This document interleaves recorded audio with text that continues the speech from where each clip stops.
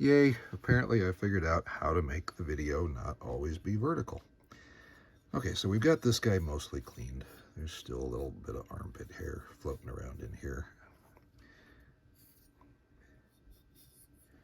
I have a feeling we'll be getting rid of that for 6 months.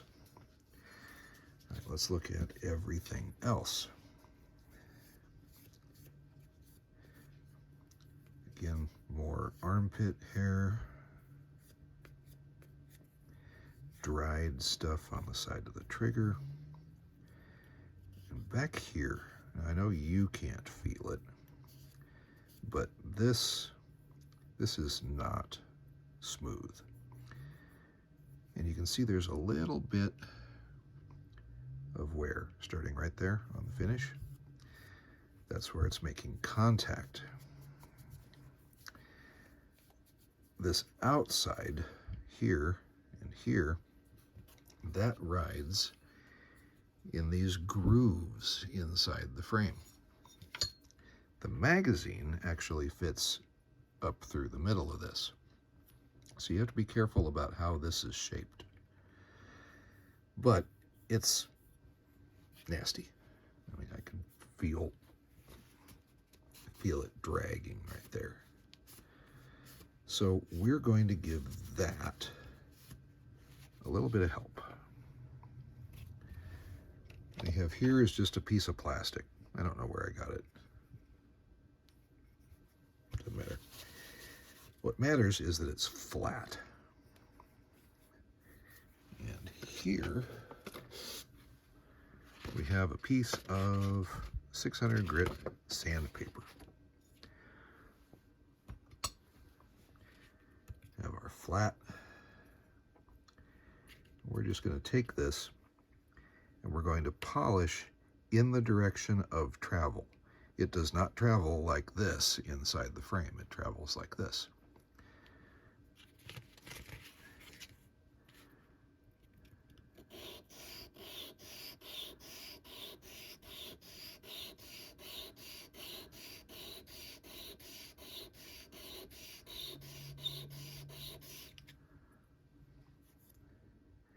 Well, isn't that interesting?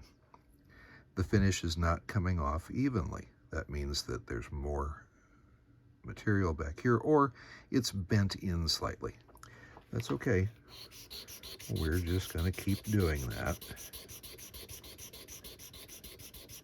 I'm not putting a whole lot of pressure right here because I don't want to bend that.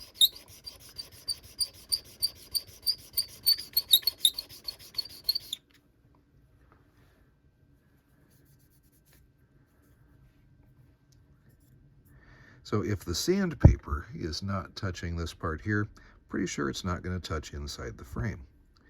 But the areas where it is going to touch are now much smoother. So let's do this side.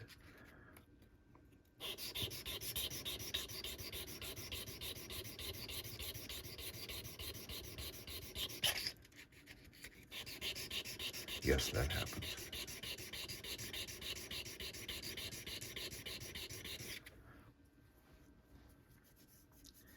Same thing going on here. So that means that the trigger is bent slightly, closed. If our magazines start to drag, they don't want to drop free, this is a place to come look. I'm going to give this a little more.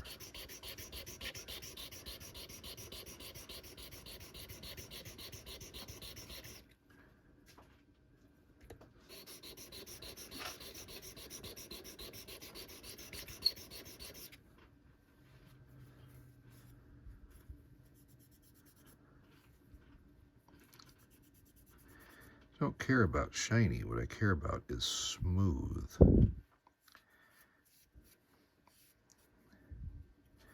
Now we're also going to polish a little bit inside to help our magazines come out easier.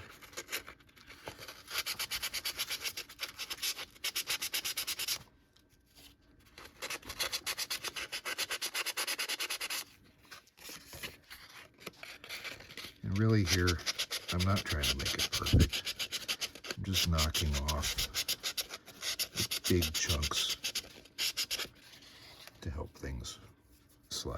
easily.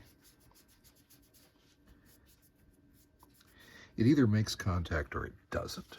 And if it doesn't, well, then it doesn't matter. Now this area right here, this is where your disconnector sits. And we can see that there's some shiny portions there. That means that something is rubbing there. So we're going to polish that guy too. That's angled, so we want to maintain that angle. And again, we're going to polish in the direction of the travel.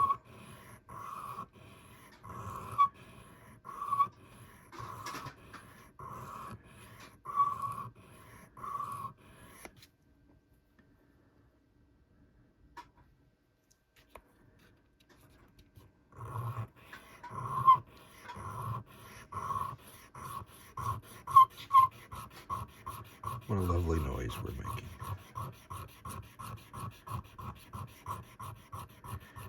I don't know if you can see it, but the sandpaper is filling up with just ick.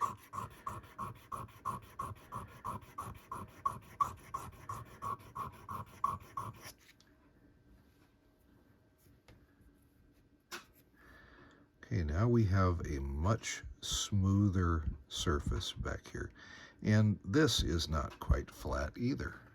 See how it's a little darker over there, over here.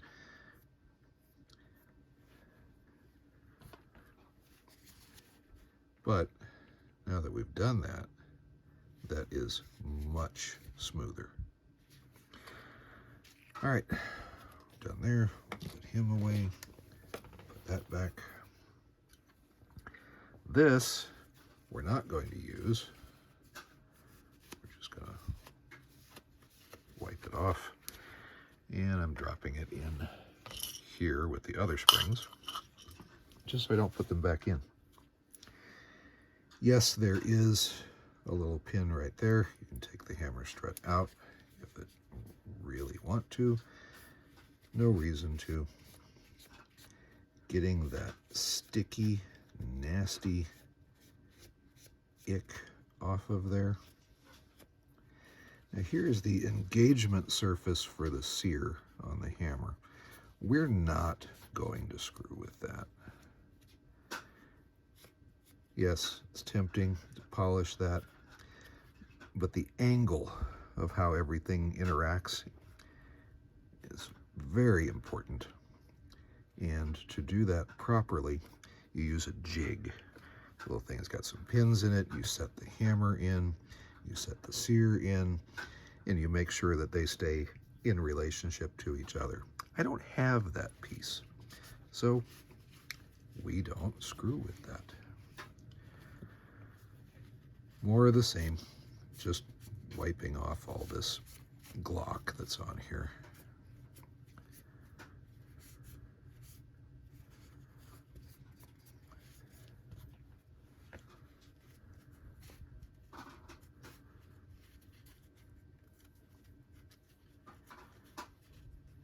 If I can figure out how to edit the video and speed this part up, I will.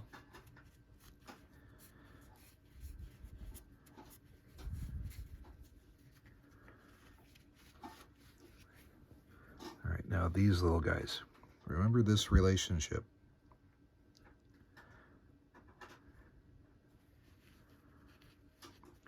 And I want my toothbrush back.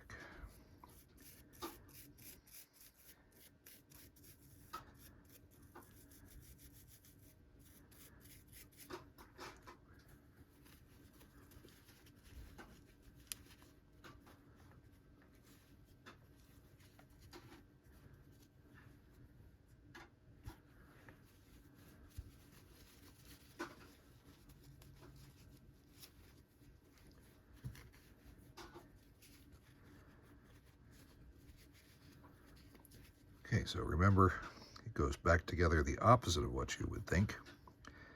That part sits there like that. This sits here. We'll leave that assembled as a unit.